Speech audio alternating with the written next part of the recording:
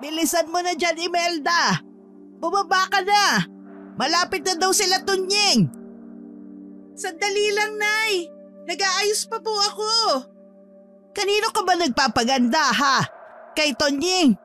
Naku, ikaw talagang bata ka! Umayos ka nga! Si Nanay naman, gusto ko lang po maging presentable. Magtigil ka nga dyan, Imelda, ha? Aga-agay nagtatalo na naman kayo mag-ina. Nandiyan na pala sila Tunying. O siya, bumaba na kayo at batiin niyo na ang bagong dating. Masiglang bumaba ang mag-ama sa kanilang dalawang palapag na kubo. Ang ina naman ay napailing na lamang sa dalawa. Sinundan niya mga ito sa kanginitian ng bagong dating na panauhin.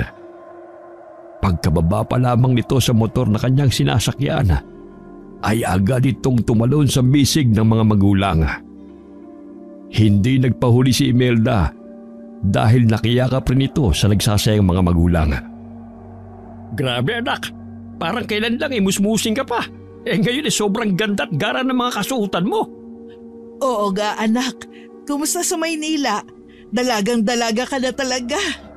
Dahan-dahan lang po, baka maipit yung anak nyo sa higpit ng yakap nyo. Pasensya ka na anak ha, nasasabik lang talaga kami sa iyo eh. Ang tagal nating hindi nagkita. Tunying, ano ka ba? Ayos lang ako. Nay, Tay, Amelia, kumusta na kayo? Ate, namiss talaga kita. Marami akong kwento sa'yo. Bakit hindi na lang muna natin pagpahingahin itong si Amelia? Kanina pa po nagrereklamo yung anak nyo na gutom na siya. Ba't hindi nyo muna po pakainin? Kamo, gusto mo lang kumain. Hindi pa diretsa yun eh. Abat, tama lang Mang Ricky. Kakarag-karag na nga yung motor ni tatay eh. Pero sinundo ko pa rin yung prinsesa nyo. Alika na nga, Tonying. Naghanda ko ng pagkain para sa inyo. Inakay ng mag-asawang dalawang anak nito papasok ng bahay. Samantalang naiwan naman si Tonying sa mga gamit na naiwan ni Amelia. Walang nagawa ang lalaki kundi mapakamot na lamang sa ulo. Binuhat nito ang lahat ng dalang bag ni Amelia papasok ng bahay. Sa pagkailan ay tahimik na sumusubo ng pagkain si Imelda na siyang napansin naman ng kapatid. Hindi ito nakikisabay sa kanilang usapan kung kaya't sinubukang kausapin nito ang kapatid. Ano nang pinagkakaabalahan mo sa atin, Meldang? Pasensya na kung hindi ako gaanong nakakasagot sa sulat mo, ha? Abala lang kasi ako sa eskwela. Alam mo ba, malaki ang tampo niyang kapatid mo sa'yo. Kung alam mo lang ang mga sinasabi niya. Bakit? Ano ba yun? Tunying! Ano ka ba, ate? Wala lang yun. Maliit na tampo lang naman yun. Kesyo maliit o malaki, kailangan ko pa rin malaman kung ano yan. Ate, ayos lang ako, okay? Ang mabuti pa, tapusin mo na yung pagkain mo nang makatulog ka na. Tiningnan ni Amelia ang kanyang mga magulang bilang paghingi ng sagot. Ngunit nagkibit balikat lamang ang mga ito. Dahil maging sila ay hindi alam kung ano ang pinagmulan ng pagtatampong yun ni Imelda. Bata pa lang ay hindi na lumaki sa mga magulang si Amelia. Kambal silang ipinanganak ng kanyang kapatid na si Imelda. Ngunit nagkahiwalay kagad ang mga ito nang kunin siya ng kanyang tiyahin upang pag-aralin sa lungsod. Ang buhay ni Amelia ay kabaliktaran sa buhay na mayroon si Imelda sa probinsya. Ang pagkakaalam ito ay hanggang high school lamang ang tinapos ng kapatid. Hanggang doon na lamang ang alam ni Amelia dahil wala naman silang halos na komunikasyon ng kanyang pamilya. Habang inaayos ng babae ang mga dala nitong mga gamit, ay pumasok ang kanyang ina na hindi man lamang kumatok. Nagitla ang dalaga, ngunit agad din naman itong nakabawi. Ikaw pala, Nay. Binigla niyo naman ako. Ayaw mo ba na nandito ako? Lalabas na lang ako kung abala ka. Si Nanay naman, wala naman po kung sinabing kung ano. Para kayong si Imelda eh. Ano po bang atin? Wala naman. Gusto ko lang na makipag-usap sa'yo. Kumusta naman ang buhay mo dun sa tiyahin mo? Naging mabuti ba sila sa'yo dun? Oo naman po. Kung hindi nga lang namatay si Uncle baka pinagdoktor na nila ako. Pasensya ka na anak ha. Hindi namin kaya ng tatay mo ang pag-aralin kayo. Nako, Nay, wag po kayong mag-alala. Ayos naman po ako sa kursong natapos ko ngayon. Ano nga ulit ang kinuha mo anak? Nurse po, Nay. Sa isang malaking ospital sa Maynila ako nagtatrabaho. Mabuti yan. Teka, may nobyo ka na ba? Fiancé po. Mapapangasawa. Sa katunayan yan susunod po siya dito. Gusto niya po kayong makilala. Bakit ngayon mo lang sinabi sa amin na may nobyo ka na? Dapat kinikilala mo munang mabuti ang mapapangasawa mo. Baka mamaya masamang tao yan at saktan ka lang. Mabait na tao si Tom, Nay. Isa rin siyang doktor sa pinagtatrabahuhan ko. Dapat pumunta siya rito sa lalong madaling panahon. Seryosong tinignan siya ng kanyang ina bago iniwan sa kanyang kwarto. Sa mga sandaling yun ay napapaisip na lamang si Amelia kung tama ba ang kanyang desisyon na payagan ng kanyang nobyo na bumisita sa kanilang bahay. May tinatapos lang po siyang trabaho pero bago mag-fiesta nandito na po yun. Baka umasa yan na maayos ang buhay natin dito sa probinsya ha. Isang kahig, isang tuka lang tayo. Nasabi ko naman po sa kanya kung anong kalagayan natin. Mabait ho si Tom kaya naiintindihan niya ang hirap natin sa buhay. Marami namang binata sa bayan natin, nak. Bakit hindi ka na lang dito maghanap ng mapapangasawa? Mahal ko po si Tom. Napaismid na lamang ang kanyang ina matapos niyang sabihin yun. Hindi ito nagtagal sa kanyang silid dahil agad din naman itong nagpaalam na matutulog na. Hindi niya maintindihan ang mga tao sa kanilang bahay. Pilit niyang iniiwasang isipin ang kakaibang kinikilos ng mga ito. Ngunit hindi yun basta-basta mawala sa kanyang isipan. Mayaman si Toma. Kahit na mataas ang antas ng buhay ng lalaki, ay nakasayad pa rin ang mga paa nito sa lupa. Ang problema lamang ni Amelia ay ang kanyang mga magulang. Hindi nito alam kung tatanggapin ba nila ang nobyo. Kung siya lamang ang masusunod, ay hindi na niya ito ipapaalam pa sa kanila. Tama na para sa kanya na may basbas na ang kanilang relasyon ng kanyang tiyahin.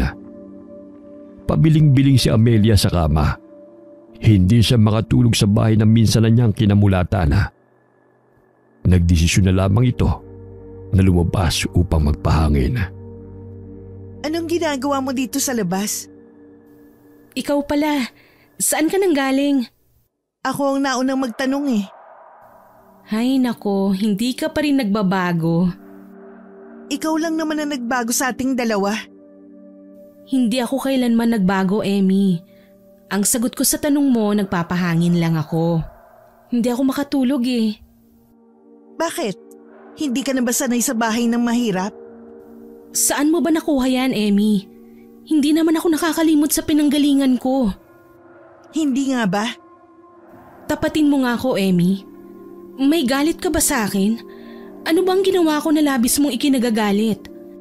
Kanina ka pa ganyan Tapos kapag tinatanong naman kita, hindi mo naman sinasagot ang tanong ko. Pumasok ka na, Amelia. Baka ano pang mangyari sa'yo dito sa labas. Magtatanong pa sana si Amelia kung ano ang ibig sabihin ng kanyang kakambala. Ngunit tinalikuran na siya nito. Maging ang kanyang tanong ay hindi na nito sinagot. Sa pagkakaalala naman ni Amelia sa lugar nila ay ligtas at mapayapa. Kaya hindi na lamang nito pinansin pa ang paalala ni Imelda. Ilang minuto matapos magpaalam ng kapatid ay nakarinig ito ng mga kaluskos sa kanilang bakuran. Inisip ng babae na daga lamang iyon. Ngunit habang patagal ng patagal ay mas lalong lumalakas ang kaluskos noon.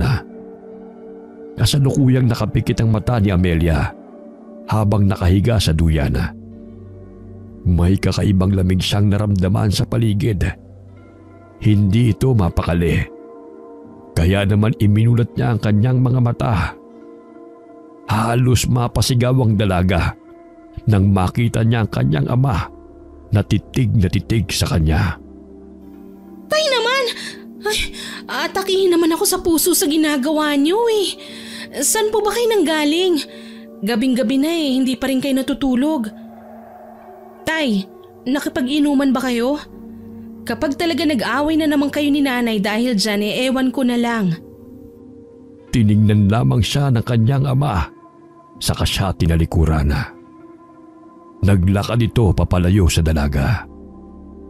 Napakunot ang noo ni Amelia na sinundan ng tingin ng ama papuntang kakahuyan. Ano po bang trip nyo, Tay?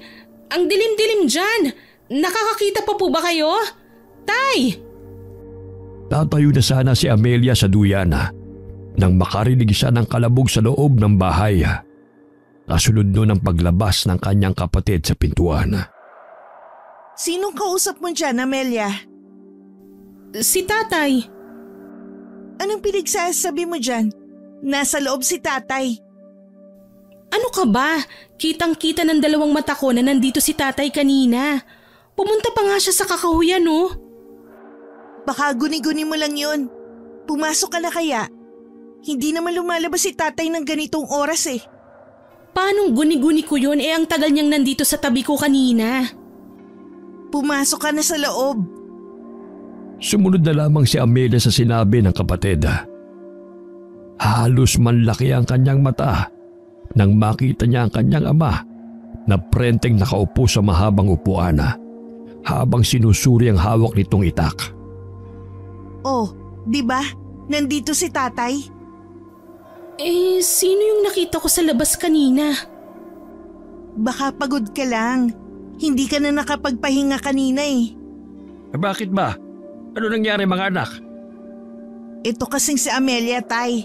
Ang sabi nakita ka raw niya kanina sa kakahuyan. Ha? Totoo bang sinabi ng kapatid mo, Ami? Opo. Hindi ako sigurado. Baka kung ano lang nakita mo. Sa mga ganitong oras ay hindi ka na dapat pa lumalabas ng bahay. Mapanganib sa labas. Hindi ko kayo maintindihan, Tay. Noong mga bata naman kami ni Emmy, madalas naman kaming naglalaro sa labas ng ganitong oras eh. Sumunod ka na lang kasi kay Tatay. Heto gatas ng kalabaw. Ininit ko na para sa'yo. Para namang makatulog ka na. Inumin mo na lamang yan, anak. Pagkatapos na matulog ka na. Ipapasyal kita bukas sa bukid. Tinanggap ni Amelia ang ibinigay na baso na may lamang gatas ni Imelda. Hindi siya sanay na uminom ng ganong uri ng gatas. Para hindi masaktan ang loob ng kanyang ama at kapatid, ay pikit matang nilagok nito ang laman ng baso. Matapos maubos ang laman, ay bigla na lamang nakaramdam ng antok si Amelia. Napahikab ito, saka pumasok sa kanyang kwarto upang magpahinga. Kinabukasan ay nagising na lamang si Amelia sa ingay na nanggagaling sa labas ng kanilang bahay. Kasabay ng pagtilaok ng manok ay ang ingay ng pagsisibak ng kahoy naman ang kanyang narinig. Tinignan nito ang orasan mula sa kanyang cellphone. 5:00 pa lamang yun ng umaga. Ngunit abala na ang kanyang mga kasama sa bahay. Hindi yun ang nakaugili ang oras ng paggising ni Amelia. Kaya lamang ay nahihiya na siyang bumalik sa pagtulog. Wala siyang natanggap na mensahe mula sa kanyang nobyo. Sa tingin nito ay natutulog pa si Toma. Kaya nagtipa na lamang ito ng mensahe saka iniwan ang cellphone sa kanyang higaan upang lumabas ng kanyang kwarto. Magandang umaga, anak. Ang aga mo nagising ah. Nakatulog ka ba ng maayos? Hello, Nay. Good morning po. Masarap pong tulog ko. Mabisa yung gatas ng kalabaw na pinainom niyo sa akin ni Emmy. Saktong-sakto, anak. May natira pa dun sa takure. Pwede mong haluan yun ng kape. Halika na sa kusina. Mag-almusal na muna tayo. Hindi po ba ako aantukin yan, Nay? Mabilis akong nakatulog kagabi. Ewan ko ba riyan sa kapatid mo? Baka nilagyan niya ng herbal ang gatas kaya nakatulog ka agad. Herbal po? Hindi ko ba nasabi sa'yo? Mahilig gumawa ng gamot yung kapatid mo. Kaya naman hindi na ako nagtaka na bigla ka na lang nakatulog. Mukhang dalawa na manggagamot sa pamilya. Ang isa sa ospital, ang isa naman ay sa baryo. Ano naman ang masama doon, Tay?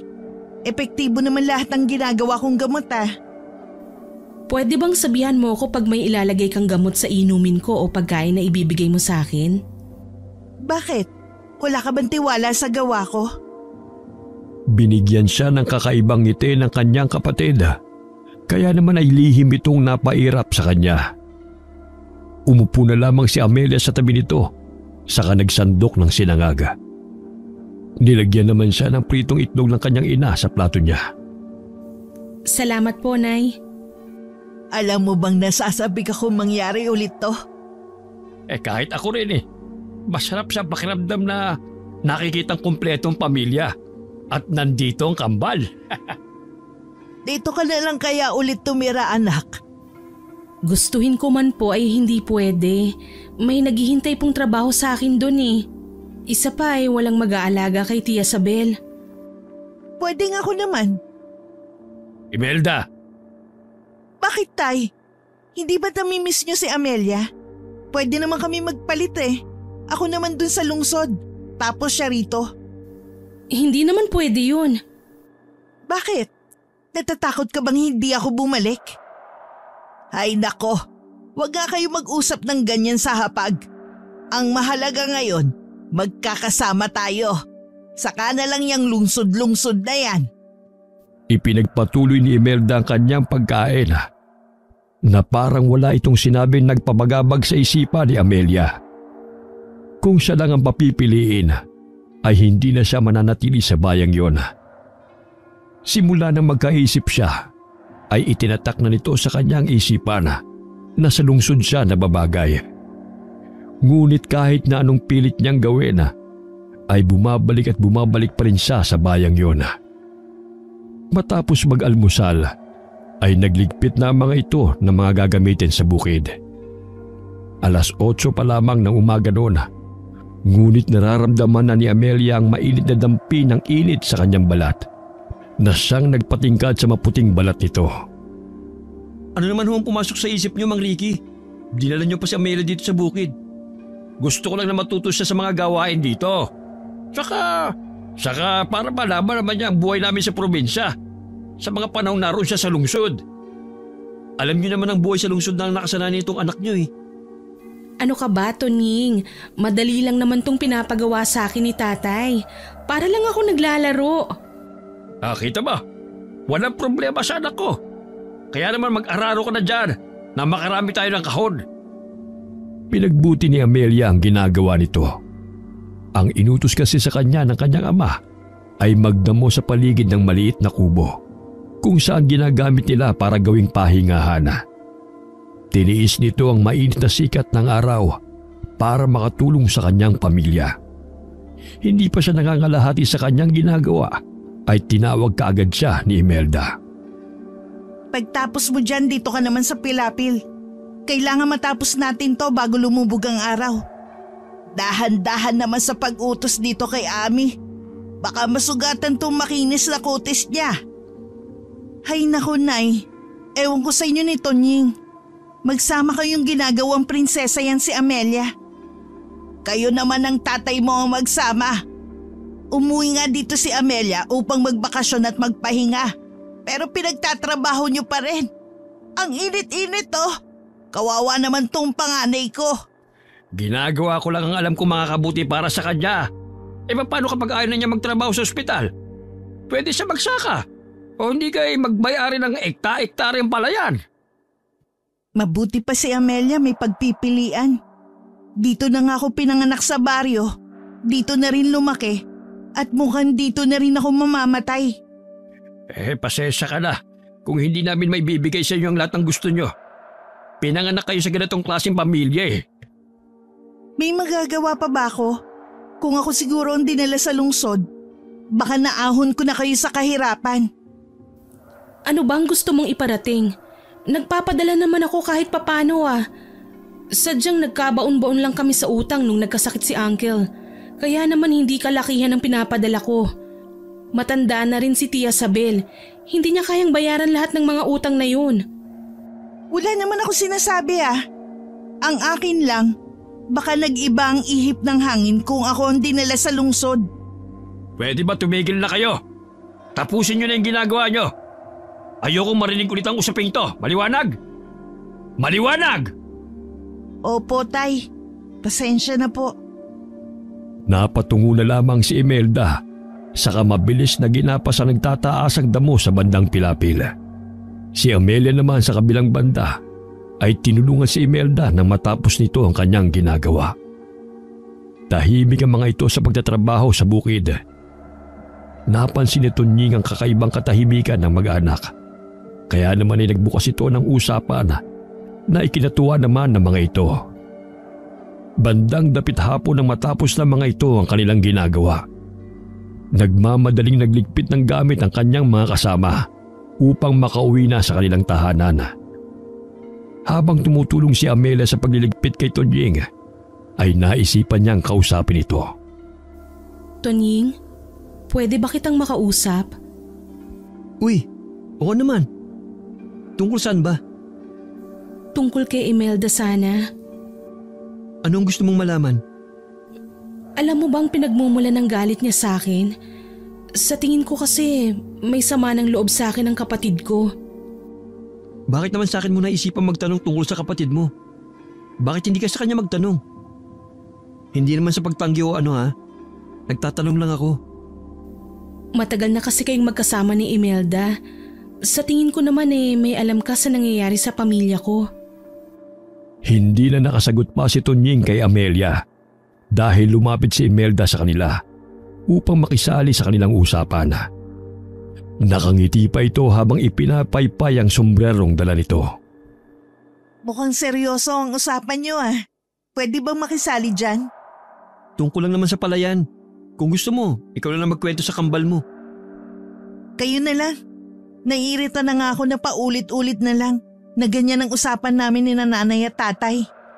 O sige, ako na lang. Makikinig ka ba? Hindi na. Mauna na ako sa inyo. Naiiling na tinalikuran sila ni Imelda, saka naunang maglakad sa maputik na pilapil. Nagtataka naman na tinignan ni Amelia si Tunying dahil sa pagsisinungaling nito sa kakambal. Ibang klase talagang kakambal mo, no? Kambal kayo pero magkaibang mag-iiba kayo. Kahit pa sabihin magkamukha pa kayo. Yan nga ang madalas kong marinig nung mga bata pa kami. Kahit naman ngayon eh. Mahinhin ka tapos mabait. Yang si Imelda, di ko maintindihan. Napakagasla kong kumilos. Pati yung bunga nga, Diyos ko. Kung hindi ko lang siya kilala, baka napagkamala kong lalaki yan eh. Mabait naman yan kahit ganyan siya. Oo naman, kapag tulog. Ikaw talaga, Tunying. Oo nga pala, bakit hindi mo sinabi sa kanyang totoo? Siyempre, hindi naman ako sumbongero eh. Sa pagitan naman natin ang usapan eh, hindi naman siya kasama doon. Bihira lang ang isang kagaya mo, Tunying. Siyempre naman, ako pa. Tungkol sa tanong mo kanina, pwede bang sa susunod ko lang sabihin sa'yo? Bakit? May gagawin ka ba pagkatapos nito? May tenga kasi ang lupa. Sa susunod na lang kapag sigurado akong walang makikinig sa usapan natin. Ano bang ibig mong sabihin? Nandito na tayo sa inyo. Pakisabi na lang kay Mang Ricky na hindi na ako tatambay ha. May dadaanan pa kasi ako eh. Naguguluhan man ay tumango na lamang si Amelia sa sinabi ng kababata. Hindi malinaw kay Amelia kung paano nila naging kaibigan si Tunying. Nagtataka nga ito kung bakit wala siyang gaanong maalala sa kabataan niya. 10 taong gulang siya nung kunin siya ng kanyang tiyahin upang pag-aralin. 25 taon na siya sa kasalukuyan. Ngunit ni katiting na alaala noong kabataan niya ay hindi man lamang sumagi sa kanyang isipan. Tila ba binura sa kanyang alaala ang nangyari 15 taon na ang nakakalipas. Lunod si Amelia sa kanyang iniisip kaya hindi niya namalayan na nakalapit na pala ang kanyang ama. Kung hindi pa siya nito tinapik sa balikat, ay hindi nito malalamang naroon ang matandang lalaki. Mukhang malalim ang iniisip mo, anak ah. May problema ka ba? Ayos lang, Tay. Medyo pagod lang po ako. Ganun ba? Halika sa loob. Magpahinga ka na muna saka kumain ng merienda. Si Tunyi nga pala. Hindi na raw siya tatambay muna. May dadaanan lang daw siya. Ganun ba? Wala naman siyang binabanggit sa akin na may gagawin pa siya maliban sa pag-aararo sa bukid. Baka nakalimutan niya lang pong sabihin sa inyo. Halina po kayo. Kinuha sa kanya ng kanyang ama ang mga dala nito saka inakay papasok ng bahay. Pamilyar sa kanya ang pakiramdam na yun. Hindi man niya lumusang naalala ang nakaraan. Ngunit malinaw kay Amelia na lagi niyang nararamdaman at nararanasan ang ginawa nilang yon ng kanyang ama. Masaya niyang niyakap ang bisig ng ama. Nang makapasok sila sa loob, ay bigla na lamang nawala ang ngiti ng kanyang ama. May kayakap kasing lalaki si Imelda na pamilyar kay Amelia. Makisig ang lalaking yun na maaninag kahit na nakatalikod yun. Maputi rin ang kanyang balat na tila hindi naaarawan. May sukbit pa itong malaking baga. Ngunit hindi na niya naibaba pa ang kanyang mga dala dahil sa pagkasabik. Anong ibig sabihin nito? Imelda! Imelda? Nagtatakang tinignan ng lalaki ang kanyang kapatid. Pabalik-balik ang tingin nito sa kanya maging kay Imelda. Nanlalaki ang mga mata nito nang mapagtantong hindi siya ang niyakap nito. Mel? Mel! Ikaw nga! Teka, sino ka ba? Bakit parang may bala ka pang tuhugin ang kambal ko? Ay, pasensya na po. Nalito lang po talaga ako. Ako po pala si Tom, nobyo ni Amelia. Nobyo? Wala sinasabing nobyo sa akin si Amelia. Nagsabi ho ako kay nanay. Ang akala ko nasabi niya na sa inyo. Wala siyang sinasabi sa akin. Tunog ng kubyertos ang kumuha ng atensyon nilang lahat. Lalo na ang ama ni Amelia na si Ricky. Nagugulumihan ang inilibot ni Celia ang kanyang paningin sa mga taong nasa sala. Sinamantala ni Amelia ang pagkakataon upang lapitan ang nobyo. Kumawala ito sa pagkakahawak sa kanyang ama, kaya napalingon ito sa kanya. May sasabihin pa sana ang matandang lalaki, ngunit tuluyan nang nagtagpo ang mga labi na magkasintahan. Tuwang-tuwa ang dalaga nang makitang naroon si Tom. Tom! Napaaga naman yata ang dating mo. Agad ko natapos ang trabaho ko eh. Ikaw ba ang nobyo nitong anak ko? Hello, good afternoon. Anak? Oo, nanay ako ng kambal. Hindi ako makapaniwala na kayong nanay nitong si Mel. Hala, bakit naman? Akala ko po kasi matandang kapatid lang po niya kayo. Binigla mo naman ako doon. Binobola mo naman yata ako eh. Naku, hindi po. Ang sabi po kasi sa akin ni Mel, may kakambal siya. Kaya nagulat po ako kanina nung lumabas kayo. Dahil ang bata niyo pang tignan eh. Gano'n na ba kayo katagal ni Ami? At bakit mo tinatawag siyang Mel? Magdadalawang taon na po. Nakasanayan na po kasi naming tawagin siya ng ganyan. Bakit ngayon mo lang naisipang bumisita sa bahay? Ano ba trabaho mo? Nakapagtapos ka na ba? Ano ang trabaho ng mga magulang mo? Dahan-dahan naman sa pagtatanong. Hindi pa nga naibababa nitong nobyo ni Ami ang mga gamit niya eh. Kung hindi pa pumagitna ang kanyang ina, ay hindi pa titigil ang kanyang ama sa pagtatanong. Sinenyasan nito ang kanyang ina na nagpapasalamat na agad namang nakuha nito ang kanyang ibig sabihin. Ibinuka nito ang kanyang bibig saka nagsalita sa hangin upang sabihin na walang problema. Kinindatan siya nito saka binigyan niya isa-isa ang mga taong naroon ng pinggan para magmerienda. May dalang kakanin to si Tom. Alina kayo. Pagsaluhan natin to habang mainit-init pa. Tom, ganun ba talaga kayo magbatian ni Amelia? May yakap sa kahalik? Oo, nakasanay na namin kasi yung ganun eh. Hindi basta-basta nahahawakan ng babae sa pamilya namin ng kahit na sino lang. May bala ka bang pakasalan tong anak ko? Nilingon siya ni Tom na may pagtatanong sa mukha. Napayuko na lamang siya sa kakinain ng kakaning dala nito. Hindi mo pa ba sinabi sa kanila, Tart? May kailangan ba kaming malaman? Ang dami mong nililihim sa amin, Amelia. Huwag mo nang pagalitan yung anak mo. Nasa tamang edad na yan para magdesisyon sa sarili niya. Pero tayo ang mga magulang niya. Ano ka bang matanda ka? Nagsabi na sa akin si Ami. Ikakasal na sila ni Tom kaya umuwi siya rito. Nabitawan ng kanyang ama ang tasang hawak nito. Kaya naglikha yun ng ingay dahil sa pagkabasag. Agad na dinulugan ni Imelda ang nagkalat na bubog ng tasa. Kumuha ito ng walis sa kanilisan yun. Ano ang sabi mo? Ikakasal na si Ami? Oo naman.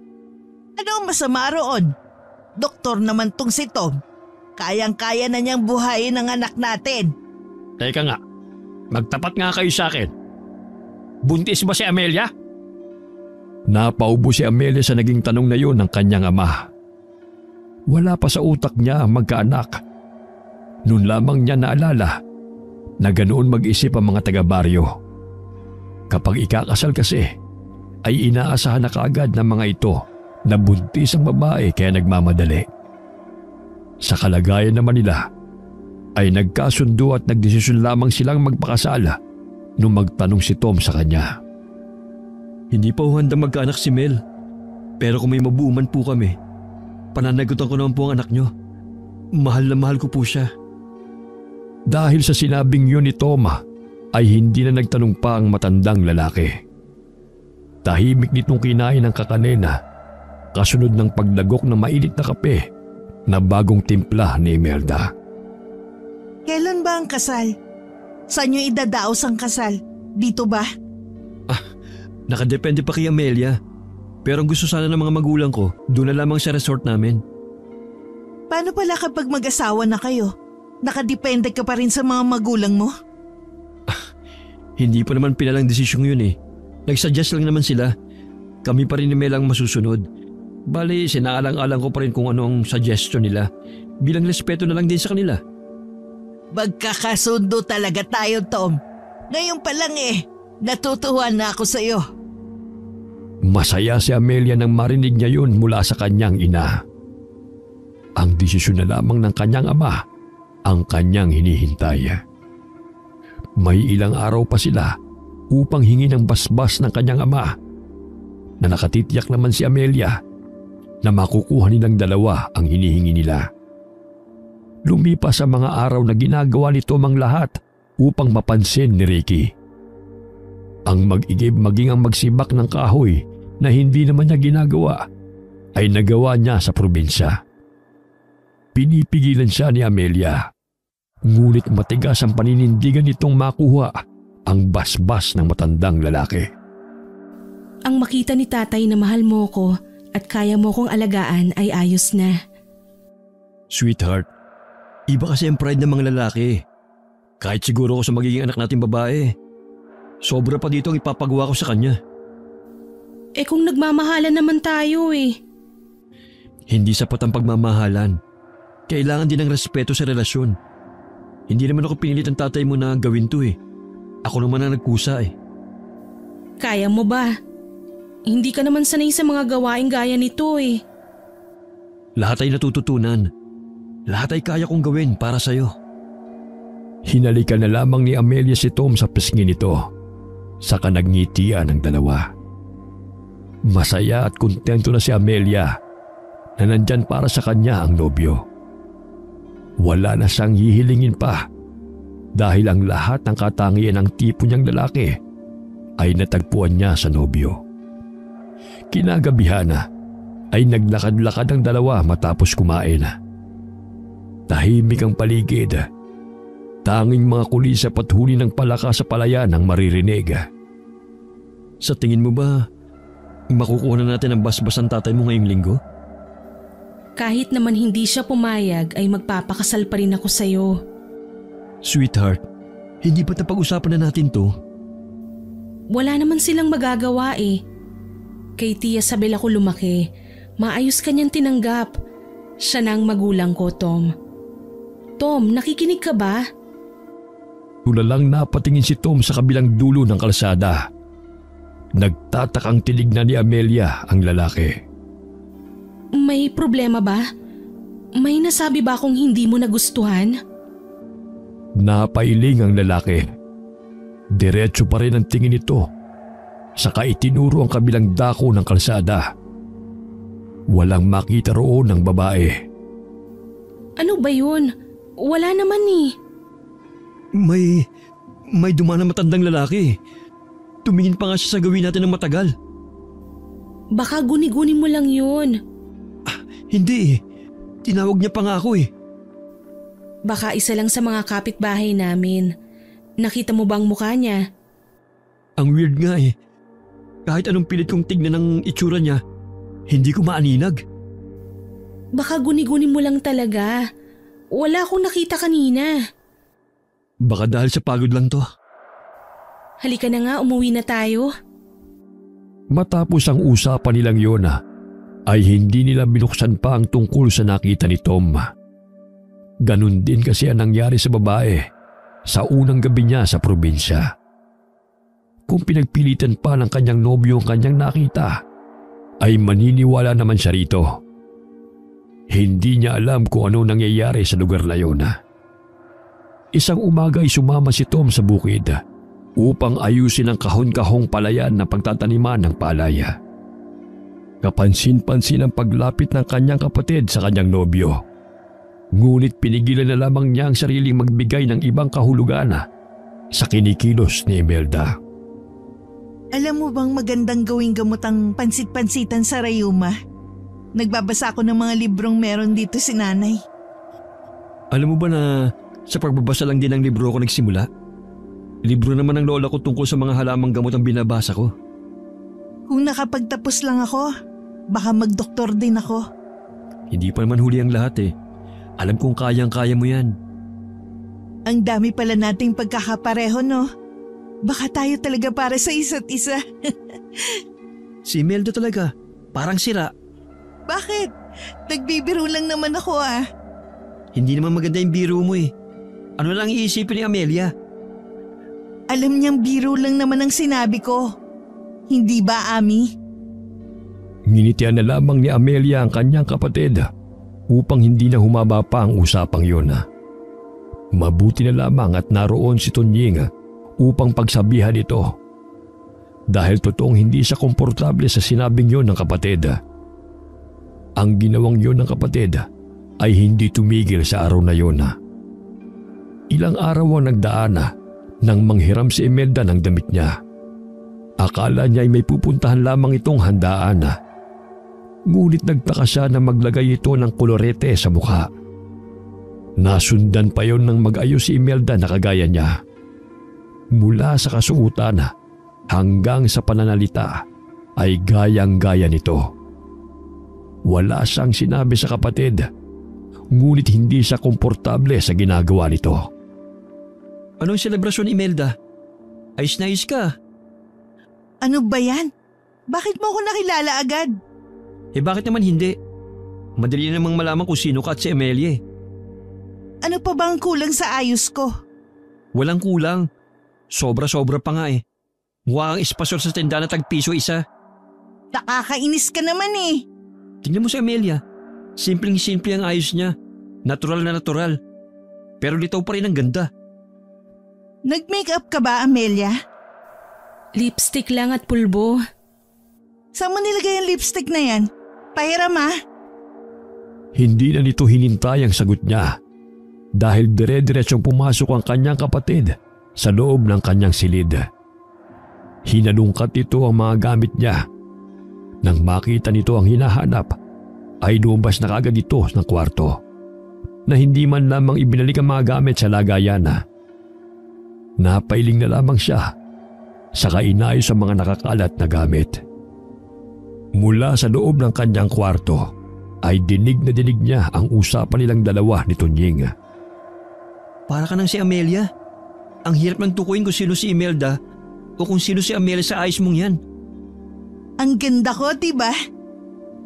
Nandito na kami. Anak, tulungan mo muna tong si Tom sa mga dala niya. Nanlaki ang mga mata ni Amelia nang marinig niya ang boses na yun ng kanyang ina. Agad niyang napagtanto ang posibleng mangyari, kaya agad siyang lumabas ng kwarto. Hindi nga siya nagkamali dahil nakayakap na si Tom kay Imelda habang hinahalikan ang labi nito. Tart, nag-iba ka ba ng pabango? Hindi ganun pa rin ang pabango ko. Tom! Napanganga na lamang ang lalaki nang marinig nito ang boses ni Amelia. Hindi mawari ng babae kung magagalit ba siya o matatawa na lamang sa kamaliang yon ng nobyo. Pabalik-balik ang tingin ni Tom sa kanila. Maging ang inang si Celia ay napakunot ang noo sa nakita. Akala ko… Baka pwede ka nang bumitaw sa kanya. Tart, pasensya ka na. Akala ko talaga ikaw si Imelda. Hindi mo pa talaga kilala si Amelia. Tapos magpapakasal agad kayo? Parehong-pareho kasi ang ayos nyo eh. Kaya akala ko ikaw si Amelia. Pasensya na kayo ha. Ang mga gaya mong lalaki, madaling madala ng tukso. Kawawang kakambal ko sa'yo. Hindi na nakapagpigil pa si Amelia sa inis na kanyang nadarama. Agad niyang hinila ang kamay ni Tom palayo kay Imelda. Bakit si Tom ang sinisisi mo sa ginawa mo? Ikaw na nga may kasalanan eh. Tapos ikaw pa tong may ganang manisin ang nabiktima mo. Bakit ka nagagalit? Hindi ba't gawain naman natin to dati? Ano bang pinagsasasabi mo, Imelda? Hindi ba nagpapalit tayo ng katauhan nung bata pa tayo? Ikaw pa nga nakaisip ng bagay na yan eh. Kung may gagawing kasalanan ng isa sa atin, agad na nililigtas ng isa. Nakalimutan mo na ba, Mel? Huwag mo kong tatawagin ganyan. Dahil si Tom lang ang pwedeng tumawag sa'yo niyan? Ano bang gusto mo ha? Bakit parang lahat na lang na meron ako gusto mong makuha? Dahil kinuha mo ang lahat sa akin. Tama na ang pagkukunwari mo, Amelia. Ano nangyayari dito? Nag-aaway ba kayo? Dako, may hindi lang pagkakaunawaan ng kambal. Anong ginagawa mo, Imelda? Bakit ganyan ang ayos mo? Anong masama sa ayos ko? Kapag si Amelia ang nag-ayos ng kagaya nito, ayos lang. Tapos ako hindi pwede. Hindi naman yata patas yun. Tigilan mo ako sa mga drama mo, ha? Ewan ko sa inyo. Lagi na lang si Amelia. Palagi na lang siya. Padabog na nilisan ni Imelda ang sala, saka dumiretso sa kwarto nito. Ang madalas nitong ginagawa noong bata pa sila kada nagtatampo ito. Nang makapasok ng kwarto si Imelda, ay napatikhim si Ricky. Saka bumalik sa ginagawa nito na parang walang nangyari. Kagagaling lang kasi ng mga ito sa palengke. Isinama nila si Tom upang may katulong si Ricky sa pagbubuhat ng mga pinamili nila. Lahat ng pinagdaanan ni Amelia sa buhay ay nalampasan niya dahil sa kanyang tiya Sabel. Ngayong dumating na si Tom sa kanyang buhay, ay hindi makakapayag si Amelia na makuha pa ng kahit na sino ang lalaki sa kanya. Kinabukasan ay nakatanggap si Tom ng tawag na kailangan itong bumalik sa ospital dahil may kinakailangang operahan. Nagdadalawang isip pa ito kung babalik siya sa lungsod o iiwan ang ginampanang responsibilidad alang-alang kay Amelia. Sa tingin ko ay kailangan mo nang bumalik. Paanong basbas ang tatay mo? Ayokong ikasal tayong may sama ng loob sa iyo mga magulang mo. Sasamahan na lang kita sa trabaho mo. Matapos ng operasyon ay babalik din agad tayo rito. Sige, kung yan ang makakabuti. Saan nga pala mga magulang mo? Kailangan natin magpaalam. Mag-iwan na lang tayo ng sulat. Hindi dapat pinaghihintay ang trabaho mo. Buhay ang nakataya rito. Gaya ng sinabi ng nobya, ay nagsulat nga ito sa kanyang mga magulang. Maging si Tunying at Imelda ay sinulatan din ng lalaki. May kung anong mabigat itong nararamdaman sa pag-alis nila. pakiramdam nito ay may kulang. Kahit nakasama pa niya ang nobya pabalik ng lungsod. Bakit parang hindi ka mapakali? Kanina ka pa palingon-lingon sa likod ah.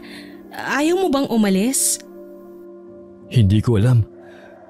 Kakaibang pakiramdam ko eh. Parang may naiwan ako. Ano ka ba, Tart? Halika na.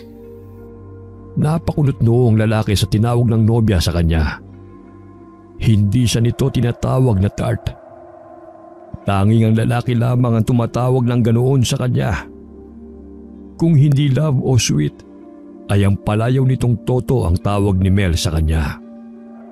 Dahil sa nangyari noong nakaraang araw, kaya may pagdududa sa kanya kung ang nobya ba talaga nito ang kasama o ang huwad na si Imelda. Napailing na lamang ang lalaki nang mapagtantong si Amelia ang kasama nito sa higaan nung magising siya. Kaya imposibleng si Imelda yun. Hindi nagtagal ang biyahe nila dahil nakahanap agad sila ng bakanteng eroplano. Pagkalapag ng eroplano sa airport ay may sumundok agad sa kanilang sasakyan saka dumiretso sa ospital. Tart, magjo-duty lang din ako ah. Hindi ka pa ba napapagod? Bakit hindi ka na magpahinga? Kung nagtatrabaho ang asawa ko, ako rin dapat. Napatiimbagang si Tom nang marinig niya ang mga katagang yun sa babaeng kasama niya. Nakakasiguro siyang hindi si Amelia ang kasama niya. Dahil ayaw na ayaw ni Amelia na ihayag ng lantaran sa publiko ang relasyon nila.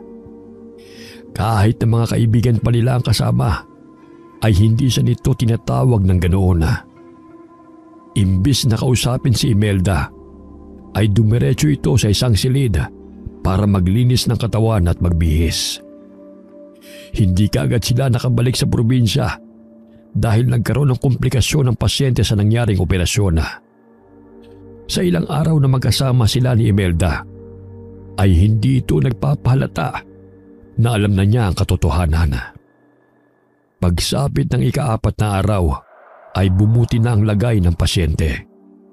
Kaya naman inaya na nito ang babaeng bumalik sa probinsya. Ano yung laman ng malaking kahon na yan? Pasalubong lang. Hindi ko alam kung pwede ang ganyang kalaking karton sa eroplano. Baka pwedeng buwasan natin. Parang ang bigat eh. Sakto lang ang timbang nito. Nabayaran ko na rin to kaya hindi tayo magkakaproblema. Umanguna lamang si Tom sa babae, saka tuluyang umakyat sa eroplano. Hindi na ito nag-abala pang tulungan ng babaeng kasama niya sa mga bitbit nito. Sa kabilang banda naman ay aligaga ang totoong Amelia na naghihintay sa pagbabalik ng kanyang nobyo. Hindi niya masabi sa kanyang ina na hindi siya si Imelda. Imelda, wala ka bang balak nung manghuli ng sarili mong pagkain? Ayos na ho ako sa gulay, Nay. Mabuti at hindi ka pa nangihina. Ilang araw din tayong hindi nakakalabas dahil nandito ang kapatid mo. Hindi pa ba nakakabalik si Tonyeng? Isa pa ang lalaking yon. Wala man lang dinalang ligaw na hayop. May nahuli akong baboy ramo sa bundok kanina, Imelda. Baka gusto mong kainin ng puso doon. Sariwang-sariwa pa yon. Puntahan mo na doon sa likod ng bahay. Kainin mo na yon. Wala ka ng lakas oh. Kailangan mo nang kumain ng laman loob ng hayop o sariwang sanggol. Sige ho, pupuntahan ko na lang. Salamat. Nanginginig ang buong katawan ni Amelia na tinungo ang likod ng bahay, kung saan naabutan ito ang kawawang baboy ramo. Sa ilang araw niyang pananatili sa bahay na yun, ay napag-alaman niyang hindi normal na tao ang kanyang mga magulang. Wala siyang maalalang isa siyang aswang. Noong nakaraang gabi ay dinala siya ng mga magulang niya sa gubat upang manghuli ng hayop. Harap-harap ang kinain ng mga ito ang nahuli nilang hayop. Walang pinagkaiba ang mga ito sa ligaw na hayop na kanilang nilalantakan. Hindi masikmura ni Amelia ang ginagawa ng mga ito. Wala siyang ideya kung ano ang naging buhay ng mga ito sa loob ng 15 taong nawala siya. Mula sa kalayuan ay may nakitang papalapit na sasakyan si Amelia. Nagmamadaling nilapitan siya ng kanyang ama. Hindi man lang nagpasabing kapatid mo na babalik sila ngayon. Saka mo na kainin tong baboy ramo. Naiiyak na sinundan ng tingin ni Amelia ang nobyo na papasok ng bahay. Kasunod dito si Imelda na may malaking ngiti sa mga labi habang hinahalikan ng inang sabik na makita sila. Alam kong uhaw na uho ka na sa dugo at laman loob. Pero tiisin mo na muna. Salubungin mo ang kapatid mo ron sa labas para hindi sila makahalata. Pilit na pinipigilan ni Amelia ang sarili na hindi umiyak. Miss na nito ang kanyang nobyo. Gusto niyang magsumbong sa kanya, ngunit hindi siya makalapit dito. Akala ko hindi na kayo babalik eh. Pwede ba naman yun, Tay? Itong si Tart nga nagpupumilit na makabalik kami. Hindi ba, Tart? Sa kusina lang ako. Nauuhaw ako eh. Imelda, anong tinutunga-tunga mo riyan? Kunan mo nga ng tubig itong si Tom. Opo. Ako na ho. Kaya ko naman eh. Ako na, Tom. Nag-unahan ang dalawa sa kusina upang kumuha ng tubig sa banga. Natatarantang inabot ni Amelia kay Tom ang basong may lamang tubig. Gustong gusto niyang yakapin ang nobyo, ngunit hindi niya magawa. May problema ba? May dumi ba ako sa mukha? Wala. Sige. Labas lang ako. Tumalikod ang lalaki, ngunit agad niyang niyakap ito sa likurana. Napahikbi ang babae habang mahigpit niyang hinawakan ng lalaki. Hindi ako ang kasama mo sa Maynila, Tom. Anong pinagsasabi mo? Alam ko kung sinong kasama ko nung ilang araw doon. Hindi ko alam kung paano nangyari yun o kung paano niya ginawa yun. Pero isa lang ang sigurado ko. Nagkunwari akong si Imelda. Paano? Bakit? Nasa bundok ako kasama si Tunying at nanay. Hindi ko alam kung anong klaseng galit meron si Imelda sa akin para gawin niyang bagay na yun. Tom, hindi mo ba ako kilala? Hindi mo ba ako naaalala? Nahuli na kita, Imelda. Tama na ang pagpapanggap mo. Tart? Anong ibig sabihin nito? Huwag mo na akong paglaruan. Anong nangyayari dito? Agad na kumawala si Amelia sa mahigpit na pagkakahawak niya sa nobyo. Maging ang totoong Imelda ay napataas ng kilay sa nabutan nito. Wala naman ho. Sinusubukan ko lang ulit hulaan kung sino si Amelia at sino si Imelda. Halika na, Tart. Magpahinga na tayo sa kwarto natin. Ninisian ni Imelda si Amelia nang sabihin niya mga salitang yon na mas lalong nagpadurog sa puso ng babae.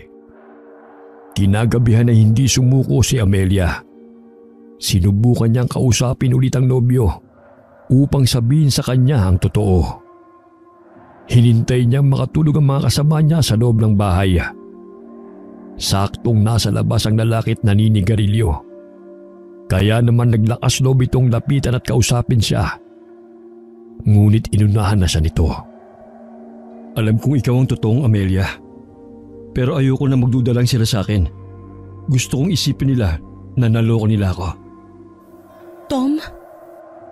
Alam ko nung una pa lang na may kakaibang nangyayari sa bahay na ito. Tumama lang ang suspecha ko nung nasa Maynila na ako. Anong ginawa nila sa'yo? Sabihin mo sa akin. Sa'yo ko mas nag-alala. Ano nangyari sa'yo sa mga araw na wala ako rito? Anong ginawa nila sa'yo? Hindi naman nila ako sinaktan. Pero kailangan na nating umalis sa lugar na ito. Hindi na sila ang pamilyang kilala ko. Kailangan natin ng kasagutan. Maaaring nangangailangan sila ng tulong. Hindi ko alam. Pero maaaring alam ni Tunying ang kasagutan. Alam mo bang daan patungo sa kanila? Tumango naman ang babae bilang sagot. Sa gabi ring yun ay nilakad nila ang daan patungo sa bahay ni Tunying. Marami nagliliparang mga ibon sa paligid. Ngunit hindi nila yun pinapansin. May isa pang gusto siyang atakihin. Ngunit kaagad naman yung naitaboy ni Tunying. Anong ginagawa niyo rito? Gabing-gabi na. Paano na lang kapag tik-tik na nakalapit sa inyo? Tonying, kailangan ko ng tulong mo. Sabihin mo sa akin ang lahat. Hindi dapat kayo pumunta ng ganitong oras sa bahay. Delikado. Halina kayo. Pumasok kayo sa loob. Pare, pasensya ka na pero kailangan kasi namin ng tulong mo. Hindi ba't sinabi mo noon sa akin na sasabihin mo sa akin ang lahat? Ang sabi ko lang ay tungkol kay Imelda. Ngunit Pakiusap, Tonying. Napabuntong hininga na lamang si Tunying saka inilibot ang paningin sa loob ng bahay. Sumilip din ito sa labas upang matiyak na walang nakikinig sa kanilang usapan. Tinignan niya ang dalawa sa mata saka bumuntong hininga ng malalim. hindi na tao ang kasama mo sa bahay. Aswang sila, Amelia. Aswang? Paanong aswang? Sa pagkakaalala ko ay wala naman kaming lahing aswang. 2 buwan matapos kang umalis, nagkagulo dito sa lugar natin. Dahil sa sunod-sunod na patayan. Ayon sa narinig ko, karamihan sa mga naninirahan dito, nayanggaw ng isang dayong aswang. Simula noon, hindi na kagaya ng dating lugar natin. Ibig sabihin ba, aswang ka na rin? Hindi ko alam. Ngunit nakakasiguro naman ako na hindi ako nauuaw sa mga dugot laman ng hayop. 12:00 na pala. Gusto niyo bang puntahan ang kuta ng aswang? Hindi ba masyadong mapanganib sa lugar na yun? Hindi nila kayo mapapansin. Basta ibuhos niyo lang sa katawan niyo ang langis na ito. Agad naman nilang sinunod ang utos ng lalaki. Medyo malansa ang likidong yun ngunit tiniis na lamang nila ang kakaibang amoy na yun upang malaman ang kasagutan sa mga tanong nila. Matapos magbuhos ng langis, ay sumama sila sa lalaking palabas ng kanyang bahay. Pamilyar kay Amelia ang daang yun ngunit hindi niya maalala kung kailan siya dumaan sa lugar na yun. Nakarinig sila ng ingay habang sa daan kaya agad silang nagkubli sa malaking puno. Nakita niyang si Imelda yun kasama ang kanyang mga magulang. May dala silang malaking kahon papasok ng kagubatan. Mukhang may bagong laro ng pamilya mo, Amelia. Alam niyo ba ang laman ng kahong yun? Kung titignan mabuti, nakakasiguro ko mga laman loob yan mula sa ospital. Ospital? Paano niya nakuha ang mga yun? Walang imposible kung ikaw si Nurse Mel o Doc Tom. Ibig sabihin ay nagtrabaho din siya sa ospital? Paano na lang kung may ginawa siyang maaaring ikasira ako? Alam mo ba, Amelia? Sa tingin ko hindi gagawa ng ganyang hakbang si Imelda. Masyadong matalinong babaeng yun. Maaaring pumasok sa kanyang isipan na magkukunwari ng ikaw kung hindi lang bumalik dito si Tom sa lugar na ito. Ibig sabihin ba'y gagamitin niya ang katauhan ko? Siguro. Halina kayo. Sundan natin sila. Maingat ang mga hakbang ng tatlo habang papasok ng gubat. Sinundan nila si Tunying at hindi naman nagtagal ay nakarating sila sa isang lugar na maraming mga kabahayan. Kailan pa nagkaroon ng mga bahay rito? 15 taon nang nakakalipas. Nandito na ba tayo? Oo. Kaya mag-iingat kayo. Dinala sila ni Tunying sa isang malaking kubo. Nanlalaki ang mga matang pinagmasdan ng mga ito ang mga taong naroroon. Sabik na sabik sila sa dala ni Imelda. Oh, dahan-dahan. Lahat naman kayo makakatikim nito. Alam kong sabik na kayo sa laman loob ng tao. Kaya naman, may dalang pasalubong sa inyo ang manugang ko. Mabuti na lamang at natuto ng kapangyarihang itim itong si Imelda. Nakontrol niya ang kakambal niya upang kumuha ng mga pagkain natin. Lahat gagawin ko para mas lumakas pa tayo. Nagdiwang ang mga aswang na naroon sa sinabing yon ni Imelda. Si Amelia naman sa isang tabi ay naguguluhan sa sinabi nito. Bakit niya sinabing kinontrol niya ako? Gayong nagkunwari lang naman siyang ako. Dahil ayaw niya mabigaw ang mga magulang mo. Siguro ay tama na itong nakita niyo. Umalis na tayo sa lugar na ito. Pero paano natin sila mapupuksa? Hindi natin sila pupuksain. Hindi naman sila nananakit eh. Kahit na aswang pa rin sila. Maniwala ka sa akin. Kahit na aswang ang mga yan, alam pa rin nila kung hanggang saan lang sila dapat. Excuse me lang wala bang napapansin kakaiba kay Imelda? Maliban sa pagiging aswang niya at lantarang panggagaya sa akin? Kilala ko na ngayon kung sino si Amelia at si Imelda. Alam ko na ang pagkakaiba niyong dalawa. Pero napapansin ko lang na hindi siya okay. Sa tingin ko, kailangan niya ng tulong natin. Alam ko kung sino makakatulong sa atin. Si Tia Sabel. Si Tia Sabel? Ano naman ang alam niya sa nangyayari dito? Maniwala ka kapag sinabi kong alam niya ang lahat. Kinabukasan umaga pa lamang ay nasa labas na ng bahay si Tia Sabel. Mabilis itong nakarating kahit na anong oras na siya pinadalhan ng mensahe ni Tunying. Sabik na niyakap ni Amelia ang matandang babae. Anak ko, ayos ka lang ba? Hindi ka ba sinaktan ng mga aswang na yun? Paano niyo po nalaman ang bagay na ito? Noon pa lamang buhat ng ipinanganak kayong dalawa ni Imelda ay may aswang na dumayo sa lugar na ito. Hindi lang sila nagtagumpay na magyanggaw dahil nandito pa kami ng asawa ko.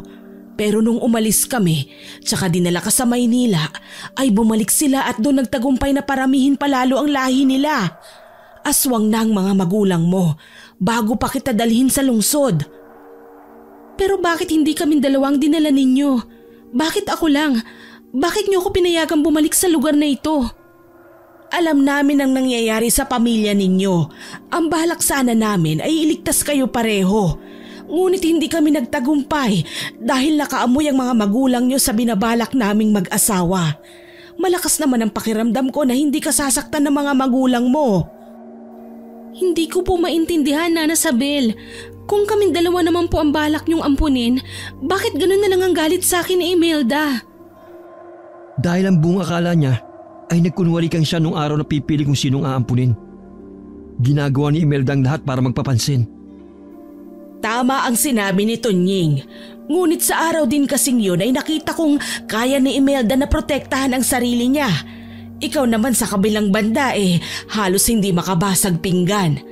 Alam naming mas kakailanganin mo ang proteksyon at gabay naming mag-asawa. Ang problema nga lang, nalaso ng utak ni Imelda. Lahat ng bagay na sabihin sa kanya ng mga magulang niyo, agad niyang pinaniniwalaan. Kaya nga ako ang inutusan ni Tia Isabel upang alalayan si Imelda. Napasap mo na lamang ng ulo si Amelia nang marinig niya ang revelasyong iyon.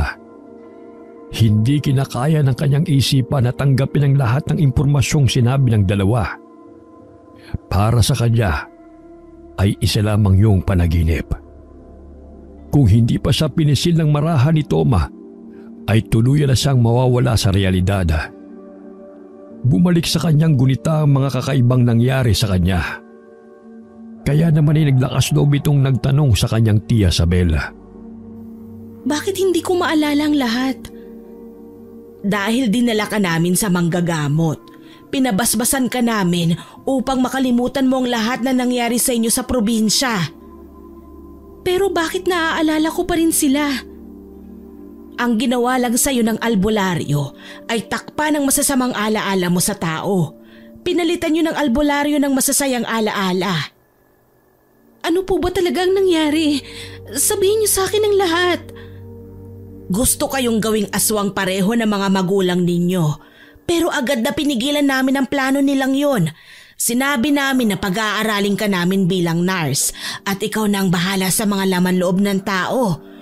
Hindi ako makapaniwala na naaalala pa pala nila ang pangako kong yun. Lahat ng pangako mahalaga sa mga aswang. Baka may nakakalimutan ang pangako, Amelia. Wala akong naaalala, Tunying. Alalahanin mong mabuti. Baka sa oras na maalala mo ay mailigtas pa natin ang kapatid mo. Pilit na inaalala ni Amelia ang sinabi niya sa kapatid. Ngunit nanatiling blanko ang kanyang isipan. Nang gabi ring yun ay bumalik sila sa kagubatan upang iligtas si Imelda. Malalim ang kanyang iniisip. Kaya naman ay hindi nito namalayan na napahiwalay siya sa kanyang mga kasamahan. Nakaramdam na lamang siya ng malakas na paghataw sa kanyang batok. Kaya naman ay nawalan ito ng malay. Nagising na lamang ito nang marinig niya ang boses ni Tom. Ayan ang gusto nyo. Kapalit ng mga laman loob na yan ay ang kalayaan ni Amelia. Nasaan si Amelia? Huli ka na. Nakatakas siya ngunit nararamdaman kong malapit lang siya. Nandito lang siya sa paligid. Wala kayong kwentang mga magulang. Wala kang alam. Alam ko na ang lahat. Ang mga kagaya nyo, hindi dapat naging magulang. Pare, tumakas ka na. Ako nang bahala rito. Paano ka? Huwag mo kong alalahanin. Kaya kong sarili ko. Sundan mong daanang yan. Dadaling ka niya kung nasan si Ami. Sapo ni Amelia ang kanyang batok. Ramdam na ramdam pa rin niya ang sakit ng malakas na pagkakatama sa kanya ng matigas na bagay. Nagising siya na naroon ang kanyang tiya Sabel sa kanyang tabi. Pinaliguan siya nito ng langis na kagaya ng ibinigay ni Tunying. Saan tayo, tiya? Shh! Huwag kang maingay. Kailangan nating makaalis sa lugar na ito. May iniutos ako sa alagang Sigbi ni Tunying, kaya hindi magtatagal ay masusunog na ang buong lugar na ito. Matapos niyang sabihin yun ay nakarinig sila ng malakas na pagsabog. Sunod-sunod yun kaya nagkagulo sa paligid. Hinila siya ng kanyang tiya Sabel palabas ng kanilang pinagtataguan. Sa gitna ng kaguluhan ay tumakas rin si Tunying upang sundan sila. Lingid sa kanilang kaalaman ay nakasunod na pala si Imelda sa kanilang tatlo. Nakarating sila sa isang maliit na kubo na nakatago sa pagitan ng dalawang malaking puno. Doon nila naabutan si Tom na may pag-aalala sa kanyang mukha. Lalapitan na sana ni Amelia ang nobyo nang biglang pumagitna si Imelda na may luha sa kanyang mga mata. Hinarap nito si Tunying na nagulat din sa bigla nitong paglabas. Bakit mo siya pinili? Lagi na lang siya ang napipili. Paano naman ako? Siya ang inampon at pinag-aral. Siya ang ikakasal. Siya ang paborito nila nanay at tatay. Tapos ngayon pati ikaw. Akala ko ba kakampi kita? Kakampi mo ako, pero parang hindi na kita kilala eh. Ako pa rin si Imelda. Ako pa rin ang kaibigan mo. Hindi. Nagbago ka na. Hindi na ikaw ang mahinhin na Imelda na lagi nandyan para sa akin. Pilit mo kinukuha ang katauhang hindi sa'yo. Hindi totoo yan. May gusto ka bang baguhin ko? Magsabi ka lang gagawin ko agad. Basta wag mo lang ako iiwan. Wala kang kailangang baguhin sa sarili mo, Emmy. Magpakatotoo ka lang. Babalik agad ako. Maging tao o maging aswang ka man. Hindi ako aswang! Hindi! Hindi pwede! Akala niyo ba'y makakatakas kayo sa akin? Ricardo! Kahit anong pagkukubli niyo, ay amoy na amoy ko kayo! Aatakihin na sana ng matandang lalaki si Tia Sabela, ngunit agad na humarang si Imelda. Isang malakas na atungal ang kumawala sa bibig ng matandang lalaki. Agad siyang nagpalit ng anyo na agad din namang sinundan ni Imelda. Silang dalawa ang naglaban. Umangil ang mga ito sa isa't isa. Tama na, Ricardo! Anak mo siya! Wala kang alam! Naging ganid kayo sa kapagyarihan, mga halimaw! Masisisi mo ba ako? Nasa iyo na ang lahat, Sabel. Kahit ang atensyon ng mga magulang natin ay nasa iyo. Sapat bang dahilan yan upang saktan mo ang mga anak mo? Sapat ba na dahilan yan upang gawin mo silang aswang dahil sa pagiging uhaw mo sa kapangyarihan? Kung hindi lang sana ikaw ang paborito ng mga magulang natin, ay hindi ako maghahangad pa ng ganito. Galit na galit ang kanyang ama na napaungol habang nakalabas ang matatalas nitong pangil. May inilabas namang bote ng langis si Tia Sabela. Napailing na tinignan ni Tunying ang matandang magkapatid na naglalaban ng tingin. Nilapitan nito si Imelda, saka tinapik-tapik. Anak ka talaga ng tatay mo. Pareho kayong kulang sa atensyon ng magulang. Manahimik ka! Hindi ako tulad nila. Napakibit balikat na lamang ang lalaki. Saka prenteng umupo sa lupa. Nakatingin ito sa dalawang matanda na nag-uusap. Bakit mo ginagawa ito, Ricky? Bakit pati ang buhay ng mga anak nyo ay sinisira ninyo? Bakit? Para naman sa kanila ang ginagawa ko eh. Kung hindi kayang protektahan nila mama at papa ang mga anak niya, pwes, ako kaya ko. Kaya mo nga ba talaga? Oo. Kaya wag mong kwestiyonin ang pagpapalaki ko sa kanila. Ako ang nagpalaki kay Amelia. Si Imelda ang nagpalaki sa sarili niya. Akala niyo ba'y wala akong alam sa nangyayari dito? Pakialamera ka talaga. Mabilis na sinugod ni Ricky si Isabela na agad namang nakaiwas sa mahahabang kuko nito. Hinila naman ni Imelda ang kamay ni Amelia papasok sa loob ng kubo. Dito kayo magtago. Amy, bakit mo kami tinutulungan? Nagising na ako sa katotohanan, Ami. Patawarin mo ako sa ginawa ko sa iyo. Mamaya na kayo magpatawaran dyan. Kailangan natin magtago. Ang gusto ko lang naman ay maikasal. Bakit parang napaka-imposible naman ang bagay na yun? May kakasal kayo ni Tom. Gagawin ko ang lahat para mangyayari yun. Binigyan ng tipid ng ngiti ni Imelda ang kapatid bago tuluyang lumabas sa kubong yun. Mga atungal ang bumalot sa gubat na yun. Ang malaking buwan ang siyang nagbigay ng liwanag sa paligid.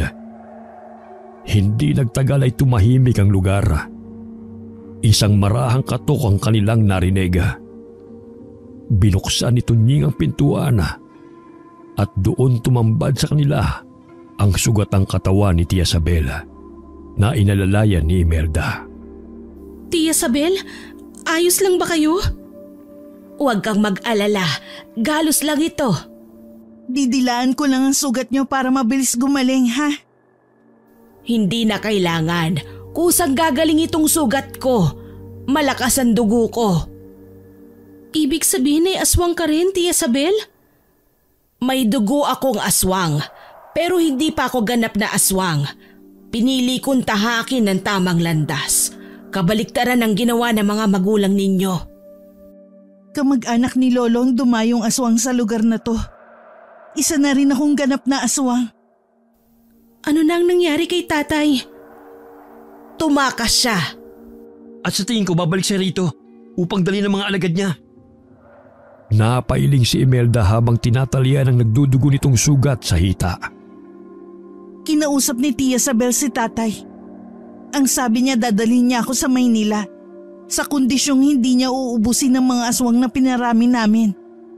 Kaya binalikan niya ang kanilang kuta upang iligtas sa mga aswang na naroon pa. Mas pinili niya ang mga aswang kaysa sa sarili niyang mga anak. Doon na lamang pumasok sa isipan ni Amelia ang pangakong nakalimutan niya. Nangako siya sa kapatid na babalikan niya ito, ngunit hindi niya yun natupad.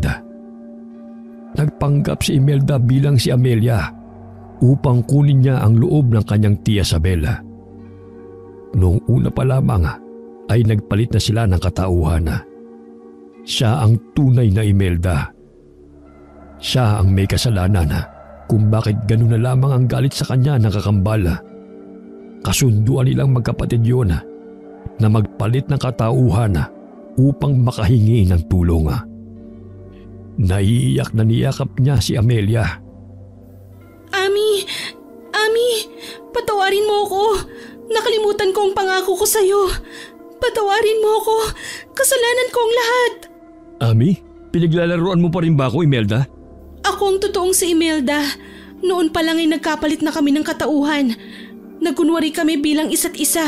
Ibang klaseng kambal talaga kayo. Maraming salamat dahil naaalala mo pa rin. Huwag kang mag-alala. Ako pa rin si Imelda.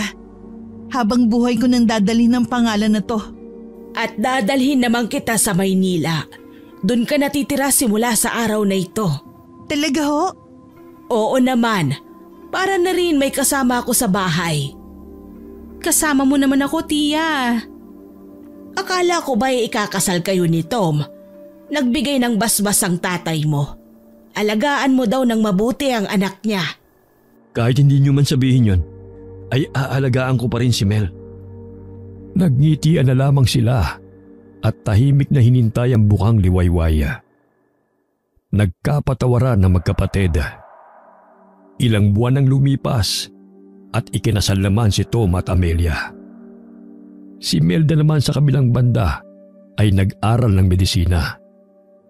Si Tunying naman ay piniling mamuhay sa nayong yun dahil ayon sa kanya ay kailangan pa siya ng mga tao roon. Ang mga magulang naman ng Kambala ay patuloy na namumuhay bilang tao sa umaga at aswang sa gabi. Wakas,